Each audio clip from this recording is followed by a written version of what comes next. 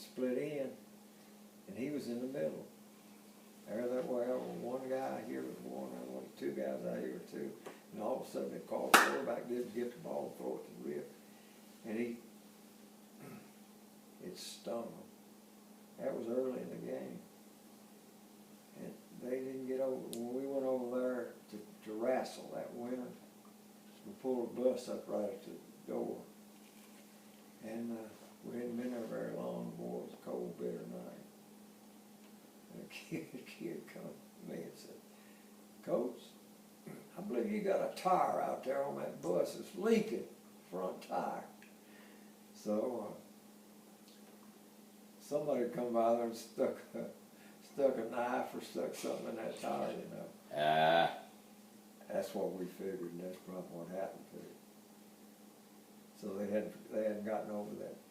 It's something about a football loss. You can lose in other sports and everything, but boy, there's a thing about football that can haunt you forever. You know, a loss or an unusual play whipped you or something of that nature. Keep trying to think of some way to go back and win it, but you can't do that. One thing that we failed to mention as we went through here, I don't think we mentioned it, and I'm going to call it a day on this, but let's point out to people who are watching this interview, in 1975, you moved Silver Webster from 2A to 3A when the numbers weren't even there, but you knew you had the athletes. You could move up, but you couldn't move down. Mm-hmm. So we moved up, and looking back on that, we probably should have stayed where we were.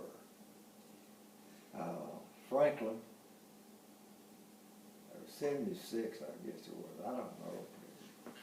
But Franklin won state championship, and we beat Franklin that year at 35-14 or something like that. We did win a state 3A baseball championship, but no doubt about it, when you move up a classification, things get tougher. Of course, we lost that ball game at Pisgah. Pisgah they like to say it, that, you know, it was the greatest game ever played there and all that sort of thing. I don't think it was our greatest game. It may have stood out more so than a lot of games if we'd won it. But we played Kings Mountain out here and played them 5 overtimes and lost the ball game. Mm-hmm. And I sat out there on the bench and talked to some guy from the Shaw Observer, and he was talking about the Canton game, kept mentioning the Canton game, the Pisgah game. And I told him, I said, we lost to Kings Mountain right there with 5 overtimes. That's the last game you coached out here, isn't it? I may have been. 5 overtime loss. And I'm going to tell you, you won't agree with me, but we got a bad call on that. Yeah. We got when Tommy or Bernie one went in. Bernie reached across the goal line. They didn't give him a touchdown. Yeah. I was at that game. And they just ignored it. Yeah. Well, you know, they kicked about half a dozen of ours out of the game, arguing and bickering about that, and then come back and told me they could play. Yeah. But the guy who was officiating on that play, he was running behind the play. He wasn't in a position to where he could see the play. But as you say, I certainly think Bunny scored. You know, all them other kids, they thought he scored too. You know, that's the reason he was running her mouth. Mm-hmm. And well, he did. And back to the Pisgah game, and I know you've never made a big deal of any of this stuff. You kept your cool. But in the Pisgah game, Jimmy Streeter took the opening kickoff, and when 13 seconds were off the clock, we led 7-0. yeah. 13 seconds, you're running. I mean, most people can't run a straight line on a football field in 13 seconds. Here, Jimmy's dodged everybody on the field and scored. And late in the ball game, now I got to hand it to Pisgah. They kept hammering, hammer. But that Singleton boy threw that pass way downfield there late in the game, and that boy that he threw it to left the field, went out of bounds, caught the ball. They called it a completion, and that turned the tide on us that night. Yeah. It gave them the spark, and I was standing. Let's see, in that southeast. I was sitting in the southeast bleachers, and I knew that was going to be a big play. And I watched that boy leave the field, and catch a ball, and come down out of bounds. It should have been ruled an incomplete pass. Well, You might have seen the video on it. well, there were so many people in the video. There was there's a whole bunch of people that were on the field. They had gone out on the field to see the play. Yeah. And there was an overflow crowd, as you know. But in that pass play, I bet there's as many as 25, 30 people have told me that guy didn't catch that ball. Well, he didn't catch it in bounds. And to the extent that when the game was over and we were in the dressing room, and here come a number of people to tell me that, I said, well, I'll just go down and ask that kid if he caught the ball. I said, it doesn't matter now. And when I went to go to where they were dressed, they'd already gone up to the other building, so I did. But you could ask all those coaches from Pisgah, they just smiled about that. Yeah. Boyd Sutton. There's an old expression about going over there, you know. If they can't win it, if they can't win it, they'll steal it. Boyd Sutton, your uncle, Millerman Teeth, and I were sitting there, and I'm telling you, down there in that southeast corner, there's not much from the bleachers to the field at that time. It was about like from here to your hearth. You were sitting there with a bird's eye view of what was going on. And that boy left the field, and whether he caught it or not out of bounds, I don't know. But I was watching his feet. I said, this is big, and I'm going to watch this guy's feet. And he left the field before his hands touched the ball at all. And he was, going out of bounds. And I said, well, they got to rule that incomplete. Catch, and there Pisgah went on in to score. Brad, you got anything? I'm just taking it in. Enjoyable. Coach, anything else you want to tell us? I enjoyed it.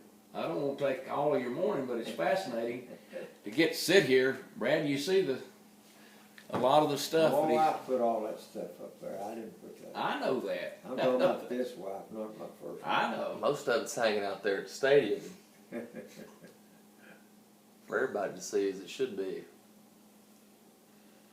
5 state football championships and 2 baseball championships in 24 years. Is that right? 25? Well, 65 to 89. That's 24 years. That's 24 years. How many other people have that kind of performance as a coach? You mentioned Halls of Fame. I'm in 10 Hall of Fame. And like an old golfer said there, I didn't get in this business to try to be a Hall of Famer or anything. How about in your own hometown? They don't, as far as I know, they don't have anything there. Okay. See, I was talking with Adam Clausen, for example, the other day. My daughter Erica goes with a guy and lives with a guy named Adam Clausen. Well, Adam won several world championships as a kayaker. He's not even in the Swain County Hall of Fame. That don't make sense, does it? I don't, and it's Olympic athlete. You would think that somebody'd say, okay, let's get that boy for Chamber of Commerce reasons. Let's get him in the Hall of Fame and talk about him. Well, when we voted and everything on this kid that I mentioned there, Lawson Duncan, a tennis player. I mean, the world.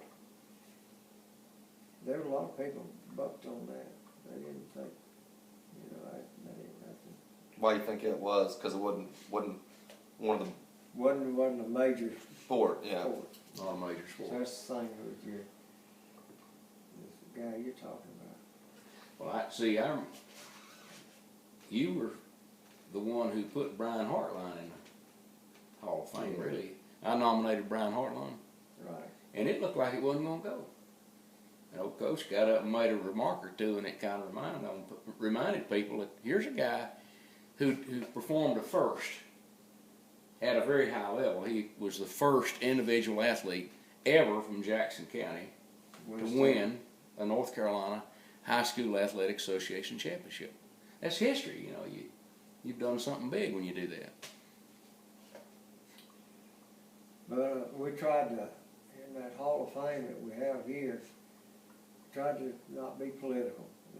Of course, politics always enters the picture somewhere along the line. And we've had a little bit of that. But I think most of the people who are in it should be in it. Mm-hmm. Well, I agree with you, and I'm glad to see the Hall of Fame achieving the way it has. I think it's really been something for Jackson County. We had talking about guys that wasn't a major thing. It's well, I guess in a sense it would be too, because it's basketball. We put a guy in the Hall of Fame this last one. He still played basketball. He's 64 years old. He won a bunch of national championships and stuff like that, you know. And at his age level, you know. Mm-hmm. Playing for national championship. He told me he was on 2 national championships in the same year. One team, one state, West Virginia, I think it was, from North Carolina. They somehow or another he got to play on both teams, because you could do that if the other team didn't have enough. But anyway, it was interesting. I don't think it was in the same year. Maybe it was 2 years in a row. Well, you know, Tim Lewis is awfully proud of the fact that he played under you, and he's just really proud of the fact that year y'all won a state football championship in the fall and a baseball championship in the spring. Yeah. Now look how odd that puts you in a little bitty circle Yeah. when you achieve something like that. 2 state championships. What year was that? 74, wasn't it? 73 and 74. 73 and 74. 73 football. 73 football, 74. That was it. Well, we're still 2A at that time. It's 2A level. And your second baseball championship was Was it 3A? Triple A. 3A. When did you go back to 2A? The following year? No. You stayed there a while? Stayed there longer than that. Well, I know we stayed, I don't really know. To tell you the truth. Well, I can tell you for sure you went back to 2A in 1980, because that's when you won your Yeah. 5th 2A championship with Eric Streeter and Andre Pavone and the Howell boys, Ron Dahl. Seems like Scott Allen was on that team. Yeah, Scott was on. Scott was on that team. Hartbarger Yeah. was on that team. Yeah. Brad, you got anything? You're sitting here with a legend. I know.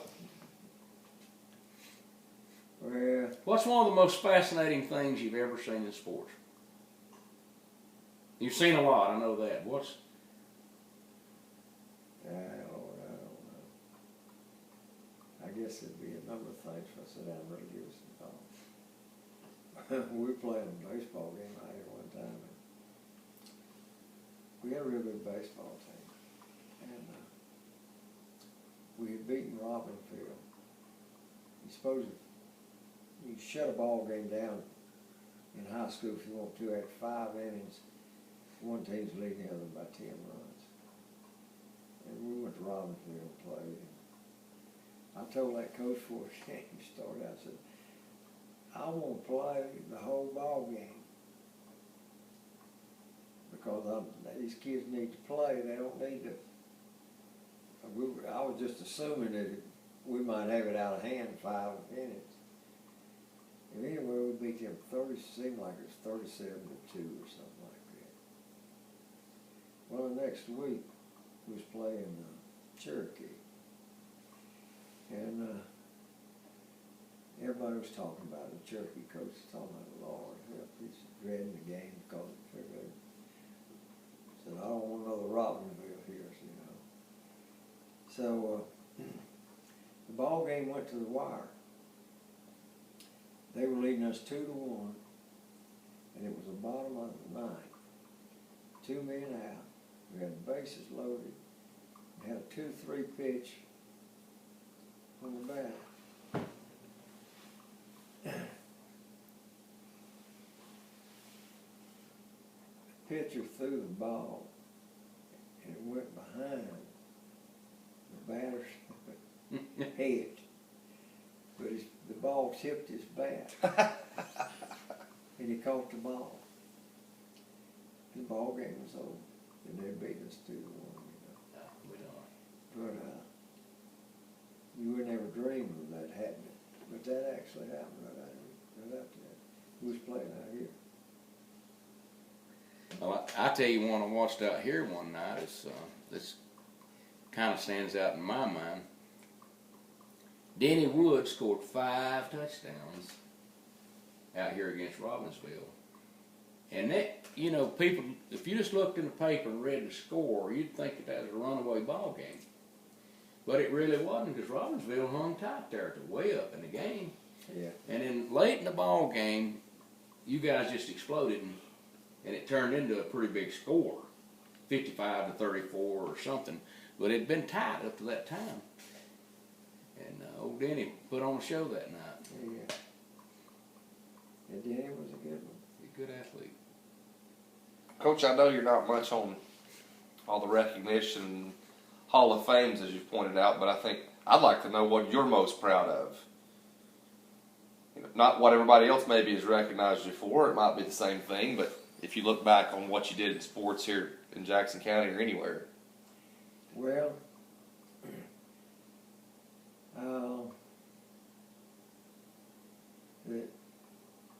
that we acted like something when we played. You preach it all the time, you know. Penalties, I've had coaches tell me out here that the coach, you get on their case too much. So you take some of the fight out of them by staying after them about penalties and all that sort of thing. I said, I'll tell you what, I don't care what may happen. We're not going to put up with petty play and petty penalties and stuff like that, so we just always stress that. Really, all we were telling them was to act like something. Act like something in school, and act like something on the athletic field, and never play what you'd consider dirty. Mm-hmm. We never did have any of that. Well, like I say, I've watched you play more ball games than anybody but Babe Howell. I believe, because I saw you, I watched your games, and I can attest to that. I remember being proud of Silver Webster playing in Smoky Mountain when it was Smoky Mountain. And your character as an employee of the Jackson County school system, I don't know of anyone up until around 90 ever making a derogatory remark about Babe Howell outside of football. You conducted yourself as a gentleman in the community, and you conducted conducted yourself well, extremely well, as a coach in everything that you did. And I don't, the only thing that I've heard people harp about outside the county is the fact that you beat them too often. I guess they got a little tired of that. But by the same token, Robbinsville, you know, you've been accused of running up a score. Robbinsville ran up a few scores. Now, I don't think you ran up scores just to intimidate somebody. Yeah. You scored a lot of points, and you were never. You mentioned that ball game where we scored a lot of points with Denny and all that business and everything. They beat us bad at their place too. I remember it. I mean, it was it was way up there too. Yeah. We was leading them 28-7 until right before the half, and they made us. They got a cheap score, and it was 28-13 at the half. The final score in that game was Robbinsville 58 and Silver Webster 28. We didn't score another point, and they just scored at will. They caught on fire, didn't they? Yeah. Can get him to come out of the locker room.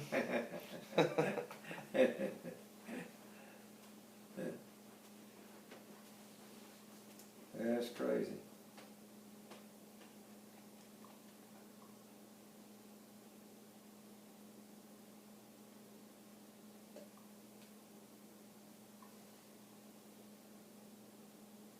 Yeah, I've always thought it was kind of crazy not to play the game like it should be played. And all that sort of thing. I never did change my mind about that. Now you put Asheville on the schedule. Two things that you did that kind of separate you as a coach, I think, from other stuff that I've seen out of coaches. Jacking Silver Webster from 2A to 3A to create an atmosphere of greatness, to get people to rise, you know, to say we're going to be really good. That's one thing that I've always admired about you. A lot of people say, let's play down just as low as we can get so we can beat people. And Babe had another philosophy. Let's play just as high as we can get. And you turn around, and I remember a few people making a little remark about it. Why would we want to play Asheville? Babe went over and lined up Asheville. At that time, if I'm not mistaken, they were 4A. And regardless of how you look at it, Well, Asheville always had a tough time to get a schedule. And we had a meeting, and conference meeting, and the coach was more or less begging people to play him where they didn't have to go off the mountain and play. A lot of their games were insignificant because who would go from here to Greensboro to see Asheville play? And so I just told him, I said, Lou, we'll play. And all we have to do is work the schedule out here. So we played, and then we beat them the second time out here. I was gone then, and Lionel was coaching.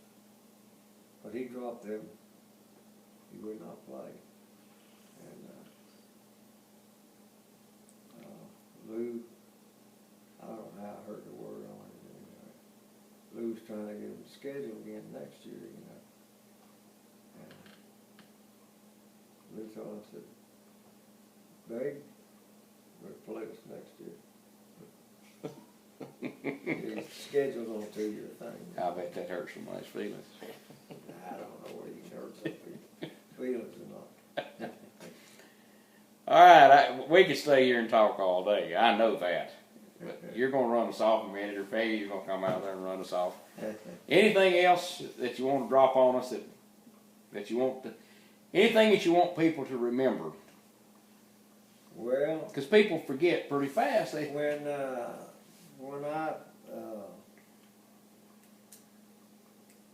took a job at Avery.